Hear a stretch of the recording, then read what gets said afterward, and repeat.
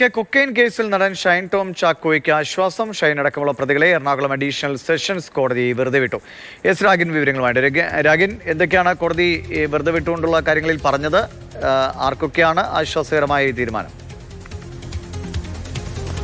വളരെ സുപ്രധാനമായിട്ടുള്ളൊരു കേസായിരുന്നു. 2015 ഈ case register ചെയ്യുന്നത്. 2015 ജനുവരി 30 ഷൈൻ ടോം ചാക്കോ അടക്കമുള്ള ആളുകളെ ഈ കൊച്ചിയിലെ ഫ്ളാറ്റിൽ വെച്ച് കൊക്കൈനുമായി പിടികൂടി എന്നതായിരുന്നു കേസ്. അന്ന് വലിയ ചർച്ചയാവുകയും ഒക്കെ ചെയ്ത ഒരു കേസാണ്.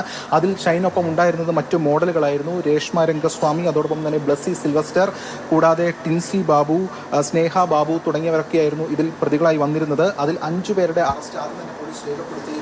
അതിൽ ഏറ്റവും പ്രധാനപ്പെട്ട കാര്യം, ഇതിൽ വളരെ ശക്തമായിട്ടുള്ള നടപടികളാണ് ആദ്യഘട്ടത്തിൽ പോലീസ് സ്വീകരിക്കുകയും ചെയ്തിരുന്നത്. പക്ഷേ അതിനുശേഷം പിന്നീട് ഇതിൻ്റെ അഡീഷണൽ കുറ്റപത്രം അടക്കം സമർപ്പിക്കുന്ന നിലയിലേക്കൊക്കെ കാര്യങ്ങൾ പോയിരുന്നു. ഇപ്പോൾ കോടതിയുടെ സുപ്രധാന തീരുമാനം വന്നിരിക്കുന്നു. അതായത് ഷൈൻ ടോം ചാക്കോ ഉൾപ്പെടെയുള്ള പ്രതികൾക്ക് വെറുതെ വിട്ടുകൊണ്ടാണ് കോടതി ഉത്തരവായിരിക്കുന്നത്. അതിൽ 7ാം പ്രതി വിചാരണ നേരിട്ടിട്ടില്ല. അതുകൊണ്ട്